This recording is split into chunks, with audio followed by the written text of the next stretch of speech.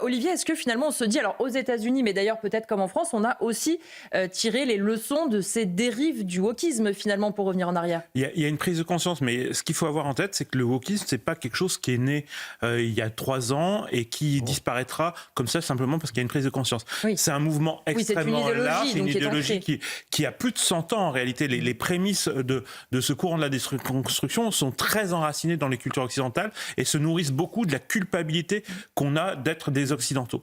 Et ça prend aujourd'hui la forme du wokisme, et même si demain le wokisme disparaît, ce courant de pensée, on l'a vu dans l'histoire, il s'est plusieurs fois métamorphosé.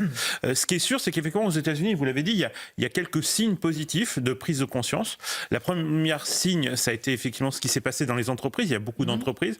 La dernière, et c'est peut-être encore plus important que Meta, c'est BlackRock. BlackRock, c'est le fonds d'investissement qui pèse quand même plus de 10 000 milliards de dollars, qui a été pendant très longtemps le fer de lance du wokisme dans les entreprises, et qui là vient de dire qu'elle arrêtait tout, et en comprenant d'ailleurs que ça avait eu les effets contraires. Et ça, c'est très intéressant parce que au début, il y a eu beaucoup d'entreprises qui ont considéré qu'être woke, c'était justement être un peu plus ouvert aux questions d'identité, d'être plus ouvert aux questions de lutte contre la discrimination. Et finalement, elles s'aperçoivent que en mettant en place les stratégies woke, donc le racisme systémique, la lutte contre la blanchité, etc., bah, ça crée au contraire beaucoup plus de tensions intracommunautaires, et que ça avait conduit exactement à l'effet contraire. Ça, effectivement, on le voit aux États-Unis, on le voit en France. On a créé, nous, l'index du wokisme en entreprise, et on s'aperçoit que c'est la même chose. On a des entreprises françaises aujourd'hui qui signent notamment une charte qui s'appelle Race to Work,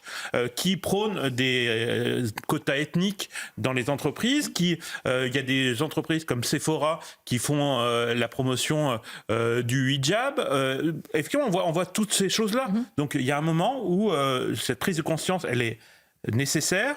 Elle a permis effectivement, comme vous l'avez dit, notamment à toute une partie de la communauté latino de rejoindre Trump parce qu'elle était totalement choquée par notamment la manière tout simplement dont les démocrates les appelaient les Latinx, où ils avaient l'impression que c'était totalement surnaturel. Et ça, effectivement, c'est un début de prise de conscience, mais ça prendra longtemps. Et